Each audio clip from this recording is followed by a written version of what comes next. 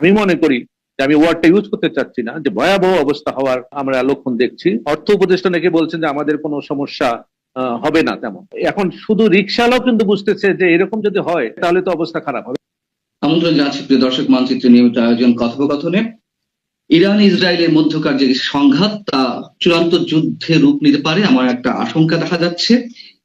এই যুদ্ধ চরম পর্যায়ে পৌঁছলে সেটি বাংলাদেশের ক্ষেত্রে কি ধরনের অভিঘাত ফেলতে পারে, বাংলাদেশে কি ধরনের বিরূপ প্রভাব পড়তে পারে, সেই সব বিষয় নিয়ে আমরা এই মুহূর্তে আলোচনা করব। আমাদের সঙ্গে যুক্ত রয়েছেন বাংলাদেশ অর্থনীতি সমিতির সাবেক সাধারণ সম্পাদক, অর্থনীতিবিদ অধ্যাপক আইনুল ইসলাম। অধ্যাপক আইনুল ইসলাম, আপনাকে স্বাগত জানাচ্ছি আমাদের অনুষ্ঠানে। আপনাকে এই ধন্যবাদ। অবস্থা আমরা দেখতে পাচ্ছি যে একটা উত্তেজনা চরম ভাবে বৈশ্বিক ভাবে, সেই জায়গা থেকে আপনি বাংলাদেশের ক্ষেত্রে কোন ধরনের আশঙ্কা করছেন, কি ধরনের বিরূপ প্রভাব পড়তে পারে বলে আপনার কাছে মনে হচ্ছে আমাদের বিগত দিনের অভিজ্ঞতা থেকে? ধন্যবাদ আপনাকে। দেখুন, বাংলাদেশ শুধু শুধু বাংলাদেশ না, সারা বিশ্ব এখন যেভাবে পারস্পরিক কানেক্টেড, সেখানে যদি এই বিশ্ব অর্থনীতির কোথাও যদি সর্দি হয় তাহলে বাংলাদেশে সেক্ষেত্রে জ্বর হয়, এটা বলা হয় থাকে আর কি। সেদিক থেকে বাংলাদেশ একটা আমদানি নির্ভর একটা দেশ, একই সঙ্গে কিন্তু রপ্তানি রপ্তানি নির্ভর। হ্যাঁ, কারণ রপ্তানি যতটুকু হয় আমাদের, সেটি কিন্তু আমদানি, যে জ্বালানি আমদানি হয় সেটা উৎপাদনে ব্যবহৃত হয়, তারপরে কিন্তু আমরা রপ্তানি করি।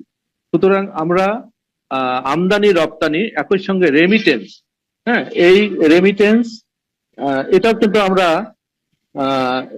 বিশেষ করে এই প্রভাবটা আমাদের একটু, আমি মনে করি যে ব্যাপক হওয়ার সম্ভাবনা রয়েছে। এছাড়া রেমিটেন্সের বিষয়টা, কারণ আমাদের মধ্যপ্রাচ্যে কিন্তু অনেক আমাদের শ্রমিক কাজ করে, সেই সব দেশে যদি অস্থিতিশীলতা থাকে তাহলে কিন্তু রেমিটেন্স প্রবাহটাও কমার সম্ভাবনা আছে। সবকিছু মিলে যুদ্ধ যদি এই যে দুই রাষ্ট্রের মধ্যে সংঘাত, ইরান বা ইসরায়েল, এই দুই দেশে তো আর আমাদের প্রবাসী ভাইয়েরা ওই দুই দেশে নাই নাই ওই দুই দেশে নাই, ওই দুই দেশের সাথে আমাদের বাণিজ্য তেমন একটা নেই। হ্যাঁ, তেমন একটা নেই, কিন্তু এই হরমুজ প্রণালীর কথা বলছি আমি।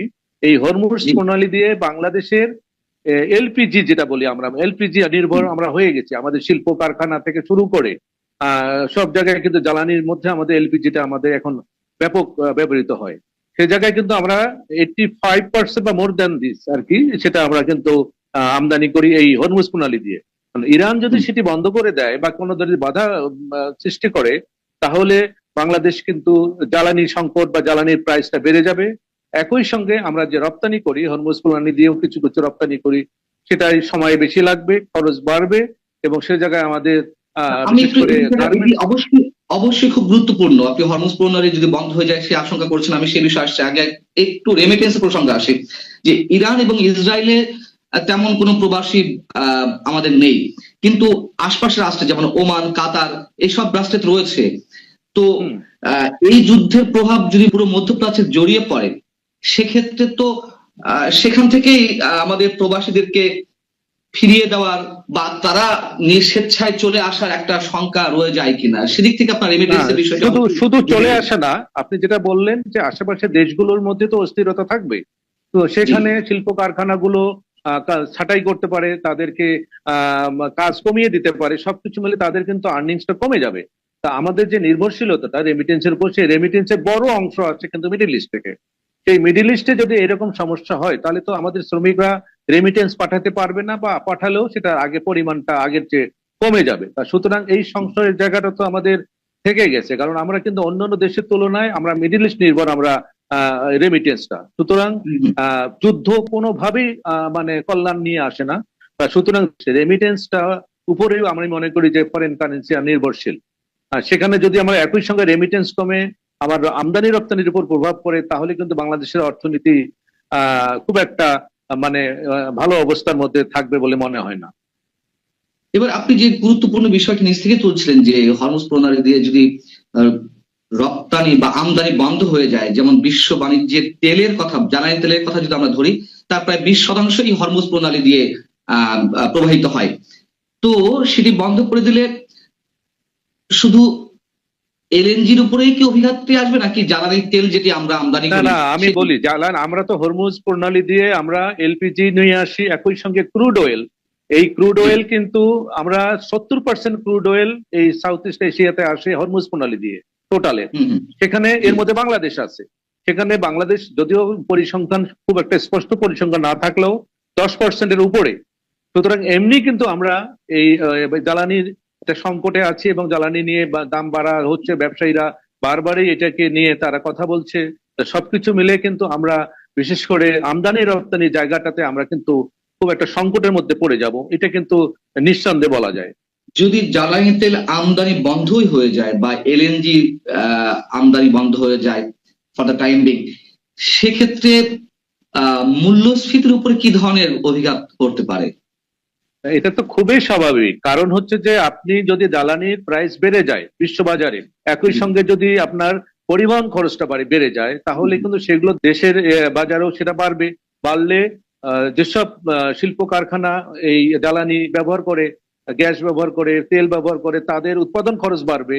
উৎপাদন খরচটা বাড়লে তার নিশ্চয়ই স্বাভাবিকভাবে সেসব দ্রব্যের দাম বেড়ে যাবে বাজারে, এবং আরেকটি উস্কে দেবে আমাদের মূল্যস্ফীতিকে। এটি কোনো বলার অপেক্ষা রাখে না। ইকোনমিক্স এর যে থিওরি আছে, থিওরিতেই জ্বালানি একটা অন্যতম উৎপাদনের। সেখানে যদি তার দাম বেড়ে যায়, সেটা গিয়ে পড়বে উৎপাদন খরচের উপরে। তো সুতরাং উৎপাদন খরচ বাড়লে দ্রব্যের দাম বেড়ে যাবে এবং মূল্যস্ফীতি আর এক ধাপ বাড়বে, নিঃসন্দেহে আরেক এক্ষেত্রে আমাদের, আমি একটু আপনার কাছে আগে একটু জেনে নেই যে এই মুহূর্তে রিজার্ভ কি পরিমাণ রয়েছে আমাদের? আমাদের যেটা আমি গত কয়েকদিন আগে যেটা দেখিলাম, গ্রস আমাদের $26 বিলিয়ন আছে আমাদের রিজার্ভ। সুতরাং এবং যেটা 2021 সালে $48 বিলিয়ন ছিল। সেখানে আমাদের মোটামুটি ভাবে 3 মাস বা 3.5 মাস বা 4 মাসের আমাদের আমদানি রপ্তানি, বিশেষ করে আমদানির খরচটা হবে। এটা কিন্তু একটা মার্জিনাল, আমি মনে করি যে আরো বেশি থাকাটাই আমাদের জন্য নিরাপদ। আমি এই কারণেই জিজ্ঞেস করলাম, যেহেতু আমদানি বন্ধ হয়ে যাবে জ্বালানি তেল কিংবা এলএনজি, সেক্ষেত্রে আমাদের উৎপাদন প্রক্রিয়া ব্যাহত হবে বা রেমিটেন্স বন্ধ হয়ে যাওয়ার একটা আশঙ্কা দেখা যাচ্ছে। প্রবাসীরা ছাঁটাই হতে পারে কিংবা তাদের কাজকর্ম না থাকতে পারে বা তারা ফিরে আসতে পারে। সেদিক থেকে এই যে রিজার্ভ, এই রিজার্ভের উপর কি ধরনের বিরূপ প্রভাব পড়বে? না, রিজার্ভের উপরে চাপ পড়বে। যদি যদি আমাদের জ্বালানি তেলের দাম বেড়ে যায়, তাহলে তো আমাদের সরকারকে ভর্তুকি দিতে হবে কিংবা এটা পেমেন্ট করতে হবে বেশি দামটা। তো সেটা করা মানে কি, তাতে তো চাপটা বাড়বে, ডলারের উপর চাপ বাড়বে। ডলারের চাপ বাড়লে তো আমরা এই রিজার্ভের উপর আমাদের হাত দিতে হবে। সুতরাং রিজার্ভের একটা চাপ পড়বে। একই সঙ্গে আমাদের খরচ বাড়ছে কিন্তু রিসিভ হচ্ছে কম, বিশেষ করে রেমিটেন্স কম আসবে। এমনও হতে পারে যে আমাদের রপ্তানিটা কমে যাবে। অনেক অনেক বায়াররা কিংবা তাদের যে অর্ডারটা তারা প্রত্যাহার করে নেবে, যেহেতু সময় বেশি লাগবে বা উৎপাদন খরচ বাড়বে। নানান ধরনের বহুমুখী সমস্যাটা আমি আমি আমি কিন্তু দেখতে পাচ্ছি। এবং আমাদের রপ্তানি আয় তো পুরোটাই বলতে গেলে নির্ভর করে গার্মেন্টস পণ্যের উপরে। আর হরমুজ প্রণালী বন্ধ করা হলে এর সঙ্গে কি এটা কোনো সম্পৃক্ততা রয়েছে? যে আচ্ছা, অবশ্যই সম্পর্ক আছে, কারণ দেখুন, হ্যাঁ, গার্মেন্টস একটা হলো আপনার ফিনিশ গুডসটা হরমুজ প্রণালী দিয়ে কিছু যায়, ঠিক আছে, এটা একটা বিষয়। আর একটি হচ্ছে যে এই যে গার্মেন্টস ইন্ডাস্ট্রি গুলো, তো তাদের তো জ্বালানি লাগে। সেই জ্বালানিটা আসে থেকে ওই হরমুজ প্রণালী দিয়ে কিছু আসে, বিশেষ করে এলপিজি। অনেক ইন্ডাস্ট্রি আছে তারা কিন্তু পুরোপুরি ভাবে এলপিজির উপরে নির্ভরশীল। এবং আমি দেখলাম এবার যে ঢাকার বাইরে জেলাগুলোতে এলপিজি দিয়ে তারা গাড়ি চালাচ্ছে। সুতরাং এলপিজির ব্যবহারটা বাংলাদেশে ব্যাপক হয়েছে। সেদিক থেকে বললেন যে গার্মেন্টস এর উৎপাদন খরচ বাড়বে, এবং শুধু তাই নয়, অনেক ছোট ছোট গার্মেন্টস কিন্তু তারা উৎপাদনটা চালু রাখতে মানে পারবে বলে মনে হয় না জ্বালানির সংকটে। একদিকে দাম বাড়বে, একদিকে সরবরাহটা বিঘ্ন হবে। তা সুতরাং আমাদের কিন্তু সেক্ষেত্রে রপ্তানিটা, আরএমজি রপ্তানির ক্ষেত্রে বাধাপ্রাপ্ত হওয়ারও সম্ভাবনা রয়েছে। আমরা ইউক্রেন রাশিয়া যুদ্ধের ক্ষেত্রে দেখেছি 2022 সালের পর থেকে যেভাবে পণ্য ঘাটতি দেখা দিল সরবরাহের ক্ষেত্রে, তারপর থেকে আমাদের পণ্য আমদানিতে ঘাটতি দেখা দিল। এর ফলশ্রুতিতে মূল্যস্ফীতি যেভাবে মানে মূল্যস্ফীতি চাপে আমরা পড়লাম, তার রেশ আমাদের অনেক দিন ধরে আমাদের উপরে প্রভাব ফেলেছে। এক্ষেত্রে সার্বিকভাবে নিত্য পণ্য বা অন্যান্য ক্ষেত্রে বাড়তি কোনো মূল্যস্ফীতি চাপ পড়বে কিনা? আচ্ছা, আমি এখানে একটু ক্লিয়ার করি যে আমাদের যখন রাশিয়া ইউক্রেনের যুদ্ধ হলো, তখন কিন্তু আমরা বিশেষ করে খাদ্য পণ্যটা আমরা কিছুটা বাধাপ্রাপ্ত হয়েছে। কিন্তু এখন যদি জ্বালানিতে বাধাপ্রাপ্ত হয়, তাহলে হবে কি, এই বাংলাদেশে এই জ্বালানির কস্টটা বেড়ে যাবে কিংবা সংকট হবে। সংকট হলে জি। উৎপাদন শুধু গার্মেন্টস তো না, যত কিছু উৎপাদন হয়, যত পণ্য উৎপাদন হয়, সবকিছুর উৎপাদন খরচ বেড়ে যাবে, শুধু খাদ্য না কিন্তু। তা সুতরাং ওই যুদ্ধ ছিল খাদ্য পণ্যের উপরে একটু মানে প্রভাব পড়েছে, আর এবারে পড়বে সব পণ্যের উপরে। বেশি আমদানি করি। জি। জি, আমরা ওখান জি। থেকে গম নিয়ে আসি, অনেক কিছু খাদ্য হ্যাঁ। কিছু নিয়ে আসি, সার নিয়ে আসি, এগুলো বাইরে, কিন্তু জ্বালানিটা হচ্ছে মুখ্য। আমি মনে করি যে জ্বালানিটা হচ্ছে সবচেয়ে মুখ্য, এবং সারা বিশ্বে কিন্তু সবাই জ্বালানিটার উপরেই মানে নির্ভর করে, এবং জ্বালানি যখনই সমস্যা হয়, পুরো দেশের অর্থনীতি, পুরো বিশ্বের অর্থনীতি কিন্তু নাড়া দিয়ে ওঠে। বিশ্বব্যাংক তো ফোরকাস্টিং করেছে যে এবারে প্রবৃদ্ধি হবে বাংলাদেশের ক্ষেত্রে বিগত 20 বছরের মধ্যে সর্বনিম্ন, এবং এ কথাও তারা জানিয়েছে যে চলতি বছর দেশের চরম দরিদ্র মানুষের সংখ্যা 30 লাখ পর্যন্ত বেড়ে যেতে পারে। এখন ইরান ইসরায়েলের যে যুদ্ধের যদি তীব্রতা বাড়ে, সেক্ষেত্রে আমরা যে বিষয় নিয়ে আলোচনা করছি, বিশ্বব্যাংকের এই ফোরকাস্টিং এর সঙ্গে আর কি ধরনের বাড়তি বোঝা চাপ হবে, অথবা আমাদের জন্য কি ভয়াবহতা নির্ভর করছে, মানে অপেক্ষা করছে? না, যেগুলো বিশ্বব্যাংক বলছে, কিংবা আমাদের কিছুদিন আগে আপনি জানেন যে শ্বেতপত্রের যে প্রধান ছিলেন দেবপ্রিয়, উনিও বলছে যে অলরেডি কত কিছু আমাদের এই 8-9 মাসে প্রায় 30 লাখের মতো দারিদ্র্য সীমার নিচে নেমে গেছে। পাশাপাশি যে যে 3.3, যেটা আপনি বললেন 21 বছর 20 বছরের মধ্যে এত কম প্রবৃদ্ধি কখনো হয়নি, বা হয় মানে সামনের দিকে আমরা অপেক্ষা করছি। প্রবৃদ্ধি কমা মানে হচ্ছে যে আপনার বিনিয়োগ হচ্ছে না। আপনি তারপরেও জানেন যে আমরা গত আলোচনায় আমি বলেছিলাম যে এবার যে বিদেশি বিনিয়োগ, শুধু দেশি বিনিয়োগ, দুইটা বিনিয়োগে কিন্তু তলানিতে আছে। সুতরাং আপনার প্রবৃদ্ধি হবে কি দিয়ে, যদি মানে বিনিয়োগ না হয়? আর বিনিয়োগ না হলে আপনার কর্মসংস্থান হবে না, কর্মসংস্থান না হলে সামাজিক একটা অসন্তোষ কিন্তু মানে মাথাচাড়া দেবে।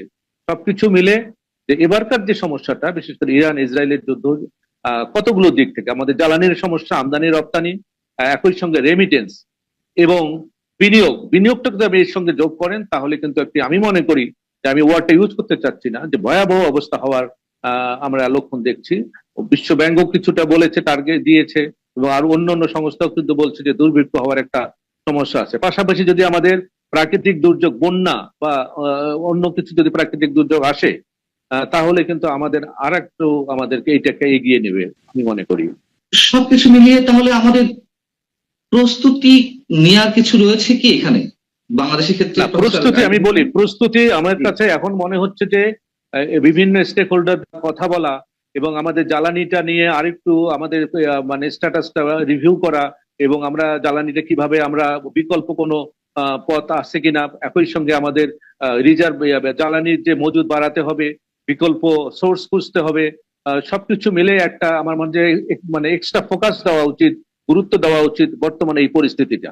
আমি কিছুক্ষণ আগে শুনলাম যে আমাদের দায়িত্বে যারা আছেন, বিশেষ করে অর্থ উপদেষ্টা নাকি বলছেন যে আমাদের কোনো সমস্যা হবে না তেমন। কিন্তু আমার ক্ষুদ্র জ্ঞানে বলে যে আমি কিন্তু সামনে দেখছি যে এখন শুধু রিক্সাওয়ালাও কিন্তু বুঝতেছে যে এরকম যদি হয়, যদি তেলের দাম বেড়ে যায়, তেল বলতে তারা জ্বালানি বলতেছে, যদি বেড়ে যায় তাহলে তো অবস্থা খারাপ হবে। একটা রিক্সাওয়ালাও কিন্তু এই ধরনের আন্ডারস্ট্যান্ডিং তাদের মধ্যে আছে, যে তারা কিন্তু আজকাল এই মিডিয়ার কারণে তারা কিন্তু বেশ খবর টবর রাখে। তারা কিন্তু অর্থনীতি বোঝা লাগবে না তাদেরকে, তারাও কিন্তু প্রিডিকশন করছে যে সামনে বোধহয় ভয়াবহ দিন আসছে। এটা আজকের আমার অভিজ্ঞতা থেকে আমি বলছি। কিন্তু আমাদের অর্থ উপদেষ্টা বলেছেন তিনি অভিজ্ঞ মানুষ। এরকম তিক্ত অভিজ্ঞতা তো আমাদের এর আগেও রয়েছে। যখন ভারত ট্রান্সশিপমেন্টের বিষয়টি বন্ধ করে দিল, তখন বাণিজ্য উপদেষ্টা বলেছিলেন যে আমাদের কোনো সমস্যা হবে না, কিন্তু দুদিন পরে তিনি বললেন যে আমাদের মান্থলি ক্ষতি 2000 কোটি টাকার উপরে। তো সেই গাড়ি তো আমাদের টানতে এইসব হচ্ছে। ব্যাপারে আমি কোনো মন্তব্য করতে চাই না, কারণ হচ্ছে যে আমাদের এখন বিশেষ করে অর্থনীতির মতো মূল বিষয়, সেখানে আমাদের 4জন উপদেষ্টা আছে, ইভেন প্রধান উপদেষ্টা, তারাও কিন্তু ইকোনমিক্স এর সেই জাদ্রেল ইকোনমিস্ট বলবো আমি। তাদের উপস্থিতিতে, তাদের ইয়েতে যদি অর্থনীতি এর অবস্থা হয়, তাহলে তো আমরা আর কোথায় যাব? সুতরাং আমি মনে হয় না যে তাদের মন্তব্য কোনো পরিসংখ্যান ভিত্তিক মন্তব্য দিচ্ছে কিনা আমি জানি না। এবং যেটা আপনি নিজেই বললেন যে তারপরের দিন বলছে যে আমাদের কি টাকা, কত টাকা খরচ, কি বলে বেশি খরচ হবে, খরচ হবে। হ্যাঁ, তা সুতরাং আপনি ওখানে আপনি বিবেচনা করুন। আমরা আসলে বুঝতে পারছি না, আপনি যদি আপনার জায়গা থেকে বলেন যে সরকারের এগুলো কি উদাসীনতা, নাকি এক ধরনের বাইপাস করা, অ্যাভয়েড করা ইচ্ছাকৃত হবে, নাকি আমাদের দক্ষতার অভাব যারা সংশ্লিষ্ট অবস্থায় না না, রয়েছে? আমি কিন্তু দক্ষতার অভাব বলি না, দক্ষতার অভাব আমি এখন, যদি আপনি একেবারে সত্য কথাটা যদি আপনি বলেন তাহলে তো মানুষের মধ্যে একটা মেসেজ যাবে, মানুষ আরো কি বলবো অনিশ্চয়তার মধ্যে চলে যাবে। সে কারণে হয়তো কিছুটা বাইপাস করা হচ্ছে আমার মনে হয় আর কি। তা না হলে যে এই যে আমি তেলের হিসাবটার কথা বললাম পরিসংখ্যান দিয়ে যদি আপনি বলি, তাহলে তো যে আমাদের তেমন কিছু ক্ষতি হবে না কথাটা তো আসলে যায় না, মোট কথা এই কথাটা যায় না। সুতরাং তেলের দাম বাড়লে পৃথিবীতে, আপনি ওপেকের মনে আছে এর আগের যে সংকটগুলো হয়েছে বিকজ অফ তেলের প্রাইস দিয়ে, বিশ্ব অর্থনীতিতে আমি বলবো বিশ্ব অর্থনীতি, আর বিশ্ব অর্থনীতি সমস্যা হলে বাংলাদেশ বোধ আগেই এফেক্টেড হয়। আপনার পরামর্শটা কি? আপনি তো নিজেই বললেন যে আমাদের জ্বালানির জন্য বিকল্প উৎসটা বের করে রাখা দরকার বা সেখানে যোগাযোগ রাখা দরকার। বিকল্প উৎসটা কি হতে পারে? এমনি তো আমরা তো বিকল্প কাঁথা থেকে আপনি নিয়ে আসছি LNG। হ্যাঁ, আমাদের এখানে পরিসংখ্যান গুলো রিভিউ করা দরকার যে আমরা কি রকম বাধা আমাদের আসতে পারে। সেই বাধাগুলোতে অন্যান্য দেশ থেকে যারা জ্বালানির রপ্তানি করে তাদের ওই সোর্স থেকে আনা উচিত, এবং আমাদের নবায়নযোগ্য, যেটা আমি বারবারই বলি আমরা, যে নবায়নযোগ্য যে জ্বালানি এটার উপর ফোকাস দেওয়া উচিত, গুরুত্ব দেওয়া উচিত, একটা প্রায়োরিটি দেওয়া উচিত, দিয়ে আমাদের কোনো রকম একটি অবস্থার মধ্যে আমাদের থাকা আর কি। কারণ তা না হলে কিন্তু পুরোপুরি নির্ভরশীলতা আমাদের যে কোনো সময় সমস্যা হতে পারে, কিন্তু যে কোনো সমস্যা। সুতরাং আমরা নিজে আমাদের কতটুকু স্বনির্ভরতা আছে সেটা কিন্তু বিবেচনায় নিয়ে আসা উচিত।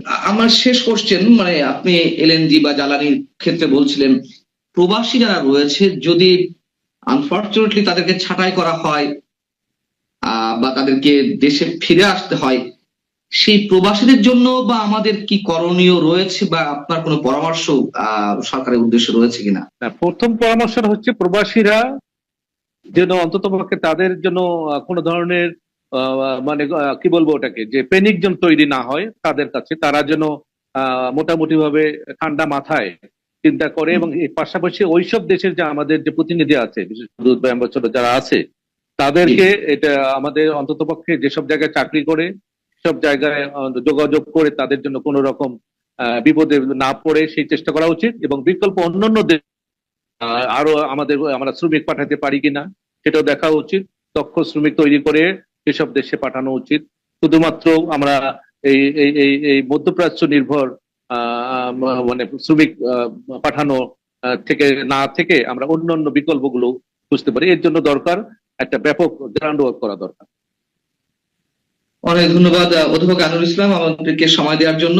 দর্শক, শেষ করছি, নিশ্চয়ই ইরান ইসরায়েল যুদ্ধ বাঁধবে কি বাঁধবে না তেমন একটি অনিশ্চয়তার মধ্যে বা একটি সন্দেহ দ্বন্দ্বের মধ্যে না থেকে আমাদেরকে নেগেটিভটি ধরে রেখে নিশ্চয়ই সরকারের অনেক কিছু করার রয়েছে, যেটি অধ্যাপক আনোয়ার ইসলাম বলার চেষ্টা করছিলেন। অবশ্যই আমরা চাইবো যে এরকম কোনো সংঘাত বা যুদ্ধের দিকে পুরো বিশ্বে জড়িয়ে না পড়ুক, সেটুকু নিশ্চয়ই আমরা প্রত্যাশা করতেই পারি। ভালো থাকুন সবাই, আল্লাহ হাফিজ।